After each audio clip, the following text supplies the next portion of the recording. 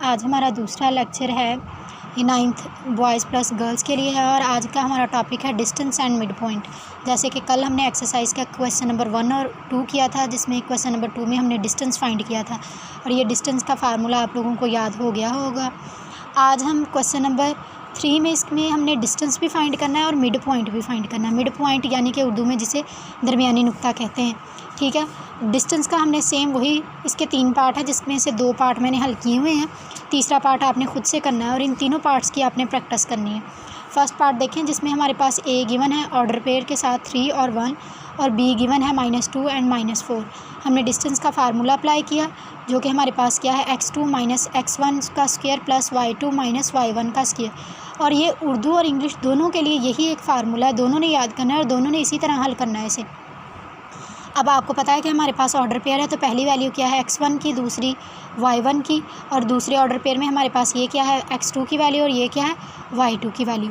इन्हें हमने पुट किया, पुट करने के बाद देखें और ये हमारे पास 50 आंसर आ गया। और हमें पता है कि जब हमारे पास कोई स्क्वायर रूट मुकम्मल नहीं होता है तो इसे हम फैक्टराइज़ कर देते हैं। फैक्टराइज़ करने के बाद वो इस तरह से सोल्यूशन आ जाता है। ये देखें ऐसे ऐसे फैक्टराइज़ किया है 50। अब ये डायरेक्ट हम 5 पे भी डिवाइड कर सकते हैं इसे, देखें। और ये फिर किस पे होगा, अब देखें तो हमारे पास क्या आ गया, पेयर बन गया 5 का।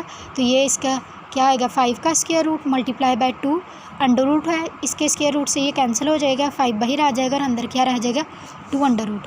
इसके बाद जो नया आज का टॉपिक है वो है मिड पॉइंट।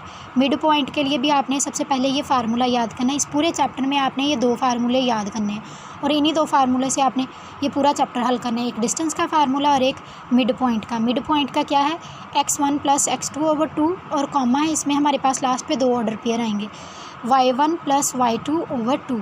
अब इसी ऑर्डर पेयर में से आप x1 और x2 की वैल्यू लेके इसमें पुट करें, इन दोनों को प्लस करें। ये देखिए x1 था हमारे पास 3 और हमारे पास x2 था -2 और प्लस माइनस होके वो माइनस हो गया और नीचे डिवाइडेड बाय 2 और फिर कॉमा और फिर देखें y1 की वैल्यू क्या है 1 और y2 की वैल्यू क्या है -4, +1 -4 होके ये आ गई और ये हमारे पास ऑर्डर पेयर आ गया। इसका जो थर्ड पार्ट है उसमें अंडर रूट है, इसलिए मैंने उसे भी हल किया हुआ है। देखिए ये हमारे पास x1 की वैल्यू, ये y1 की वैल्यू, ये x2 की वैल्यू और ये क्या है y2 की वैल्यू। सबसे पहले हमने डिस्टेंस फाइंड किया, डिस्टेंस का फार्मूला लिखा, फिर देखें x2 की वैल्यू क्या है -3 5 under root plus 5 under root का स्क्वायर प्लस फिर हमारे पास y2 की वैल्यू क्या है 5 और माइनस प्लस माइनस हो के ये क्या हो गया प्लस और 1/3, ठीक है। ये माइनस माइनस हो के यहाँ इसलिए प्लस आया है, ठीक है। अब ये देखें ये दोनों एक जैसी हैं, इनके कोफिशिएंट एक जैसे हैं, तो इनके साथ ये यहाँ 3 है तो यहाँ क्या होगा 1 और प्लस माइनस हो के क्या होगा माइनस। तो 3 में से 1 निकाला तो हमारे पास क्या आया 2 आया, ठीक है। और यहाँ देखें इसका आपको पता है कैसे एलसीएम लिया हुआ है हमने। होल स्क्वायर को हल करने से पहले हमने एलसीएम लिया है। एलसीएम जिसके नीचे कुछ नहीं होता उसके नीचे क्या होता है 1 और 3 का एलसीएम लिया तो क्या आया 3 आया। एलसीएम कैसे लेते हैं कि इस 3 को 3 पे 1 पे डिवाइड किया, आंसर क्या आएगा 3 और जो आंसर आता है उसे क्या करते हैं ऊपर वाले से मल्टीप्लाई, तो क्या आएगा 15 आएगा। प्लस 3 को 3 पे डिवाइड करेंगे तो आंसर क्या आएगा 1 और 1 को 1 से मल्टीप्लाई किया तो क्या आया 1, तो ये 15 + 1 बन के 16 आया, ठीक है। 16/3, ठीक है। इसका होल स्क्वायर ले लिया। अब देखें इसका होल स्क्वायर में आपने बहुत सी मिस्टेक की थी लास्ट टाइम भी। होल स्क्वायर का मतलब ये दोनों मल्टीप्लाई हो रहे हैं, इसका अलग से होल स्क्वायर है और इसका अलग से होल स्क्वायर है। 2 का स्क्वायर लिया तो 4 आ गया, माइनस वो कैंसिल हो गया। इसका स्क्वायर लिया तो स्क्वायर रूट से अंडर रूट कैंसिल हो के क्या आ गया आपके पास 5 आ गया, ठीक है। और ये क्या आ गया आपके पास, दोनों मल्टीप्लाई हो के 20 आ गया और आपके पास क्या हो गया हमारे पास ये आ गया 16 का होल स्क्वायर लिया तो 256 आ गया, 3 का लिया तो क्या आ गया 9 आ गया। अब इनका फिर एलसीएम लिया हुआ है, इसके नीचे कुछ नहीं है तो क्या है 1 है, तो ये डायरेक्ट इससे मल्टीप्लाई हुआ क्योंकि 1 को 9 पे डिवाइड करेंगे तो 9 ही आएगा, तो 9 20 से मल्टीप्लाई होकर 180 दे रहा है। प्लस इन दोनों को प्लस किया, अब ये फिर स्क्वायर रूट मुकम्मल नहीं बन रहा, ठीक है। तो ये स्क्वायर रूट मुकम्मल नहीं बन रहा तो फिर हमने इसे फैक्टराइज़ करेंगे तो ये आ जाएगा, लेकिन 9 का 3 बन रहा है तो ये क्या आ गया 3 और ये हमारे पास क्या आ गया इसका डिस्टेंस आ गया। अब इसका हमने मिड पॉइंट भी करना है क्योंकि इस क्वेश्चन में हमने कहा है कि आपने डिस्टेंस भी फाइंड करना है और आपने मिड पॉइंट भी।